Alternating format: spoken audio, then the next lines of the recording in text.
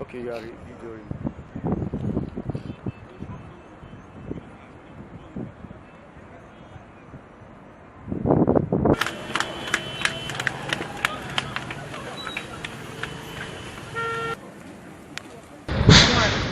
There's been a violent exchange between the police and the Shiite protesters. The protest started early this morning and it seemed like it was going well, and then it suddenly went awry. As you can see behind me, they've set a lot of things in place. Now what happened was that the protesters followed this path. We're in between Bullet House and Federal Secretariat in the nation's capital, and they ran into the bushes over there where the police followed them, and of course they've been going, this is a whole danger zone, we're not allowed to go anywhere near this area.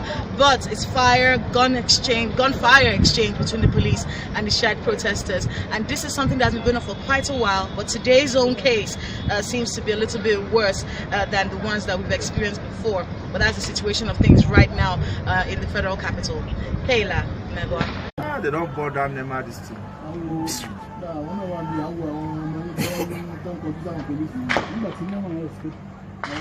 So if you say that name no carry that motor, go on the motor down there. I know our Saki at our police don't shoot around. Those are live bullets. Live bullets. Hey, my boy, man.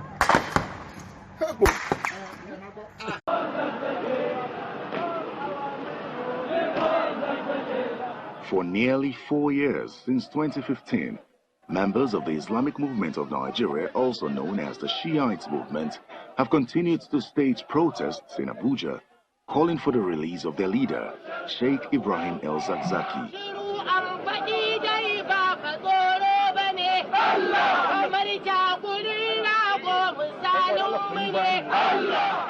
Who was arrested and detained after a bloody clash with the army in Kaduna State.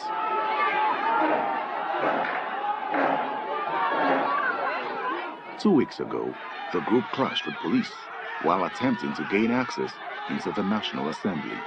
The clash left several persons injured and property vandalized, including vehicles. At this meeting, the original inhabitants of Abuja are raising concerns over the consequences of the protests.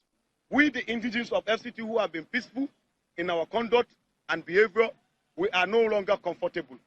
The Shiite people are hereby advised to go back to where they are coming from, their headquarters in Kaduna. Whatever their plight is, they should go back to Kaduna and address their plight. We can no longer condole them in the city where they take over our city. The group is, however, insisting on the right to protest in the nation's capital. What they should know, we are Nigerian citizens, and it is under the order of the presidency what was committed by the Nigerian army was committed. So that is why we are here as citizens of Nigeria. The Shiite protesters, after the clash at the National Assembly, have vowed to continue to demand for the release of their leader. But with this warning from the original inhabitants of Abuja, there is an urgent need for the government to step up its response and nip in the bud a possible clash between the FCT indigenes and the Shiites in the days to come.